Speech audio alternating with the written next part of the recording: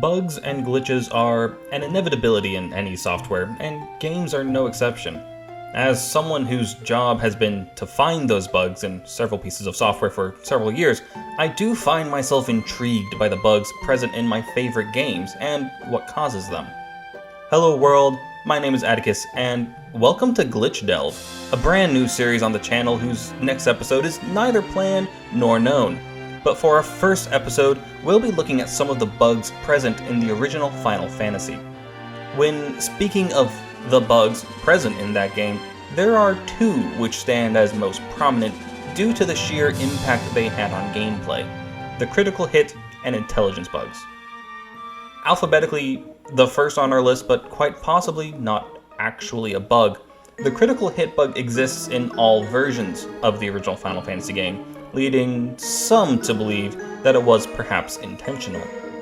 That is not a sentiment I share, though I feel I should clarify that my views do not necessarily reflect those of the Project Mutt organization. What caused the critical hit bug was a simple misunderstanding within the code, where instead of grabbing the critical hit value from a weapon, it grabbed the weapon's index number, causing critical hits from melee weapons to be just a bit less common in the early game, but far more likely in the end game. Critical hit rates are standard across weapon types, with just a few exceptions. So the initial plan seems to have been for the rate of critical hits to remain constant throughout gameplay. Staves, for instance, have a 1 for the crit rate, whereas nunchucks have 10. Now, this isn't a percent, it's more like 0.5%, since Final Fantasy I determines a critical hit by generating a random number between 0 and 200. If that random number is below the weapon's crit rate, in actuality its index number, the attack was a critical one. As implemented, however, a regular nunchuck has a crit rate of 1, and a regular staff has a crit rate of 3. And the two weapons that were supposed to be dealing crits more often than not, the Vorpal's Sword and Sasuke's Blade, both weapons, which have a critical hit rate of 30, deal about the same, if not fewer, than most of their late game companions. Now, just a couple sentences ago, I mentioned that a random number was generated, but that's not entirely accurate. The game doesn't just pull a truly random number out of thin air, because computers are actually rather bad at randomness. There are a number of ways to get a pseudo-random number, such as grabbing a timestamp and running it through some mathematical function, or doing something similar to outside input, like where on the screen the mouse pointer is at. Final Fantasy I handled this by having tables of 256 values which it either iterated through or kind of stepped through at random. The encounter generator, for example, would do some math and determine whether to step up or down in the encounter random number table, and would then compare that value in the table to the current room's encounter threshold. If the value was lower than the threshold, an encounter happened. During battle, random numbers are generated in a similar way, but using a different table. And instead of doing complex math to try and randomly pick between up and down, the game just iterated through the table, using each number in order. Now, you might hear this and think that it would be easy to abuse this system. If you know what numbers are going to be generated, you could plot out a maximally efficient fight. You could plot out a maximally efficient game. However, the game didn't just grab numbers as needed. It would regularly step through this table specifically to keep humans from being able to plot their random numbers. Anyway, back to the bugs. The other major game-changing glitch, the intelligence bug, is a deceptively simple one. The strength of all magic spells was supposed to be determined through some function which included the intelligence stat. However, intelligence was not included in that function, leaving the power of any spell to be the same whether cast by a red mage or a white or black mage, and whether it was a high-level or low-level caster. This, I imagine, made magic far more effective at early levels and far less effective in later ones. This next bug only existed in the original NES version of the game. Called the enemy attack bug, it allowed side effects from an enemy's regular attack to afflict the party regardless of any items they might have had. A cockatrice, for example, could still afflict someone with stone just by attacking them, even if they had the Aegis shield equipped, an item which, in theory, should be able to prevent that. During my brief search into why this might have been, I found nothing. So instead, I offer you my baseless conjecture.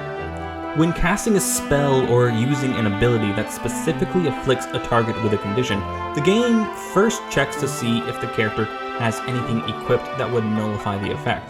If yes, then it skips right over to the end, and if not, then it does the calculation to see if it hits. However, when that ability is a side effect of another skill, the game checks to see if the attack hits, and then, since it's already applying the effects of the move, goes ahead and determines if the special effect also happens. Continuing down the list, we come to the equipment bugs. Oh my. Oh dear. Where to begin? Well, the easiest spot is perhaps the special weapons, like the ice and fire swords, which were supposed to deal extra damage against creatures weak to fire or ice. This particular flavor of equipment bug existed on the NES version. There were a number of such weapons. Basically, anything that claimed to do extra damage against a particular enemy type just didn't. I imagine this was another instance of a check just not happening, or happening incorrectly. This existed on the original version.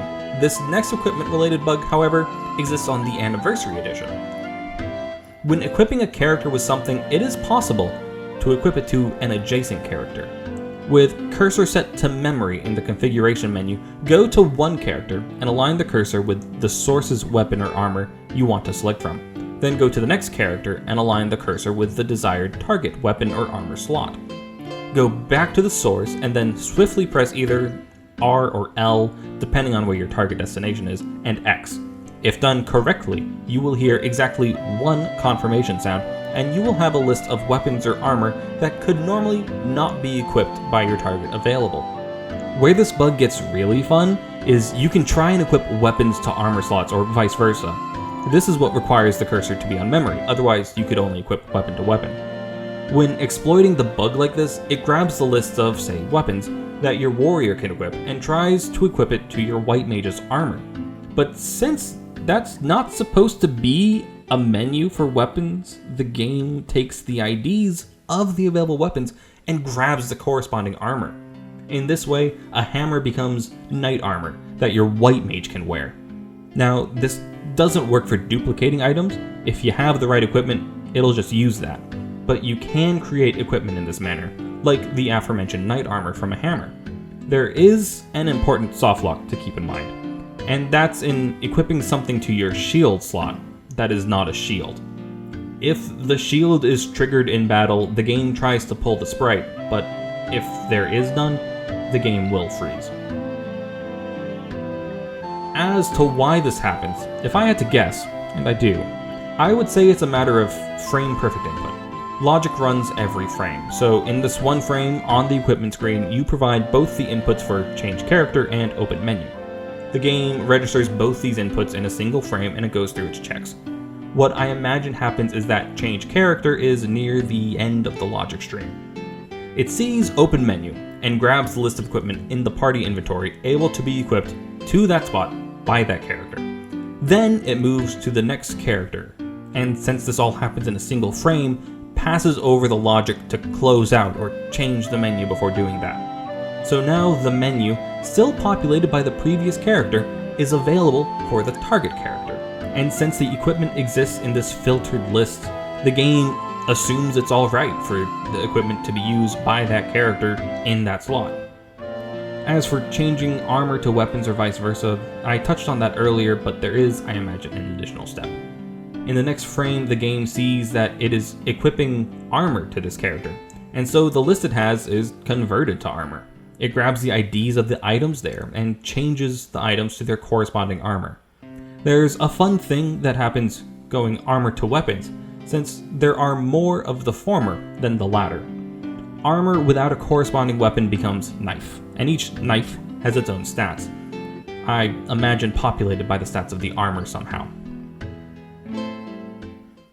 In addition to intelligence not doing much of anything, There are a few more bugs with magic. These exist only on the NES version. The spells Temper and Saber just don't work. Dispel only works on members of the party. Focus always misses. Focera doesn't miss, but instead of decreasing evade by 20, it actually increases evade. And finally, one of the party's favorite, Healera works as intended out of battle, but in battle, it acts like Healaga. For Temper and Saber, I imagine it just doesn't check for the relevant status. Dispel only working on party members is odd. My guess is there's supposed to be a chance for it to fail against enemies, and that check doesn't function correctly and instead always returns a failure. Similar thing for Focus, and Focera is an unfortunate instance of a plus being where a minus should be. Healera baffles me. It seems like using magic in and out of battle follow different logic paths. And I guess that makes sense because you can't use offensive magic outside of battle. But somehow in battle, either the numbers match up with Healaga or the spell just routes to it. Aside from specific spells, there are two other magic-related bugs. First, more an oversight than a bug. When using the house, spells only recharge after performing a save. So using the house and not saving results in the party's health being restored, but not their spells. However, returning to a save from the house also results in spell slots not being restored. This would seem to be on account of where spell restoration occurs. Instead of with the health, it's placed after the save. So following the logic path, if save, then save and also restore spell slots. But since the save happens before the spell slots, when returning to the save, the state of the game is set to right before the spell slots would have been restored, but the game state is no longer in the same logic path, so the spell restoration never happens. Lastly, when an enemy casts a spell that targets all of its allies, it doesn't target the caster. And when enemies granting protection from an element to a creature weak to that element, nothing happens. The latter, I feel fairly confident about the explanation, but not so much the former. I know what happens, just not how. Through some strange chance, the caster is removed from the set of enemies that the spell is applied to. Is it because the object is too busy casting the spell to be affected by it? Does the game just forget to add it in when collecting the set of affected creatures? I couldn't tell you. But for the latter, I believe the effect is applied, but the check to see if it's weaker happens first and bypasses the resistance. This small strip of land is called the Peninsula of Power by some due to the high-level enemies that can be found here. The peninsula itself isn't really a bug, but its existence may have been an oversight. What enemies appear in random encounters are based on where you are on the map. The map is split into 16 square blocks, and the peninsula juts out from this early block into this late game block, giving it a set of endgame encounters. Another of the thief's strong suits, running, is stripped away from him. The first being critical hits. Running, ideally based on luck and level, is instead based on luck and the status of the character 2 positions below the character attempting to run. A runner with a luck of at least 15 and a healthy party member 2 slots down escapes every time. The strange level check gets even weirder for party members 3 and 4. Instead of wrapping around and grabbing the status of members 1 and 2, the game grabs some truly baffling values. For slot 3, the number is the identifier for the entity that attacks third, and the value will either be in the range 0 to 8 or 128 to 131. For party member 4, the number is dependent on their HP and will be within the range of 128 to 137. Honestly, I wish I could look at the code for this because I would love to know what's going on here. As it is, I've got nothing. Best I could tell you is that the part that is supposed to grab the level gets horribly, horribly lost.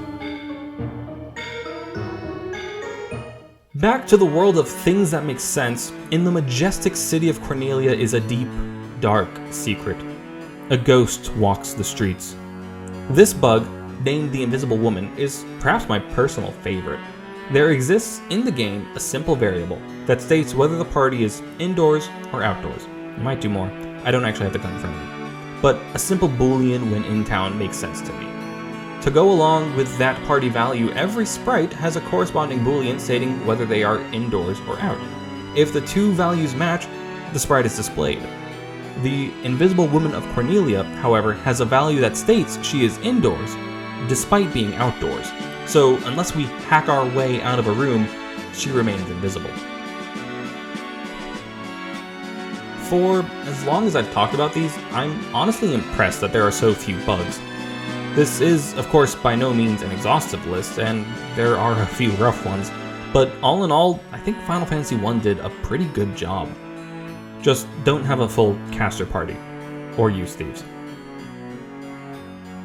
Thank you for accompanying me thus far. I know this is a bit different from what I usually talk about, but it's honestly a bit more my wheelhouse. I do plan to do more videos like this, talking about the bugs in games and what kind of logic nonsense might have made it possible. I'm not myself terribly familiar with coding for a game, but I do know bugs, so hopefully that's something of a qualification. As for how often these types of videos come out, I couldn't tell you.